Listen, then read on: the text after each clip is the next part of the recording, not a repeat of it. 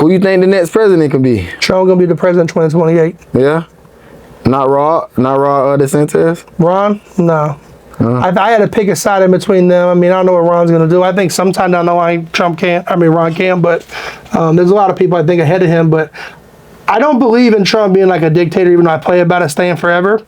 But I do think being a president takes 8 years to take a change. So if you have 4 years and they steal 4 from you, right? They stole the election from Trump. I think that would make him eligible to do another 4 years. He's already selling hats at 2028 on it. We're already gearing up for this run. Right. But how they gonna do it though? Like if the rule is you can only do. So what they're gonna do is that they're gonna give you consecutive 8-year times up. So if you do like Obama couldn't run, but Joe Biden could run again because he didn't do it consecutive. Yeah, but he did 4 split and then did 4 more. It's got to be consecutive. Yeah, and he did 4 as a vice president. No, I'm talking about Trump did 4 already. He did 4, but then they stole the next 4. The election. Yeah. Do you think the 2020 election was stolen, or you think Trump lost? I don't know because you just weren't really keyed in. No, I was keyed in because I knew about the whole the fucking electoral votes. I mean, do you think that COVID was put here for mail-in ballots? Man, that shit was put here for all type of shit, bro. But mail-in ballots is still the election. People had 10, 15 ballots. Yeah. Right? Yeah. So this wasn't right. I believe in one-day voting. You get your vote in. If you go to the courthouse with an ID and you live here, you should be able to vote for whoever you want to vote for. Shouldn't be, I got to mail in, all this and that, you know what I'm saying? If you can't get out of your house to go vote, you shouldn't have to vote. You're not in society every day. Your vote shouldn't matter to me. So you feel like the people that can't leave their house physically, they can't vote? Because you vote online and shit, or mail it in. I just think it has to be better. And the amount of people that do that is very small.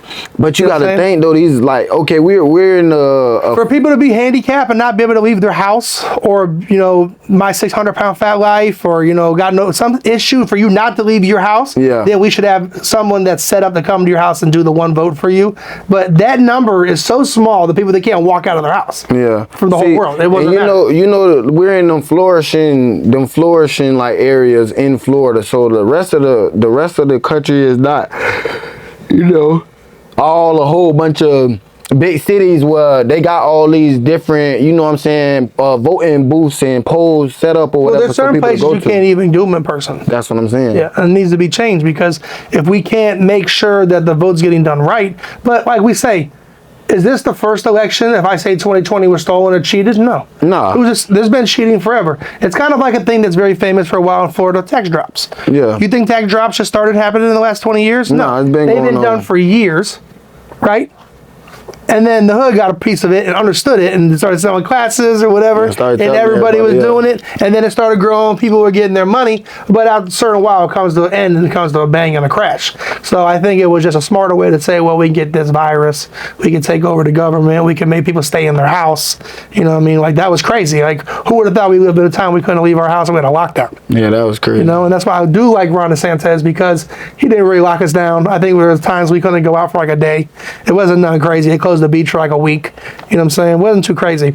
But when DeSantis tried to run against Trump, as a main Trump supporter, I spray painted DeSantis on my trailer and made a huge video that went viral.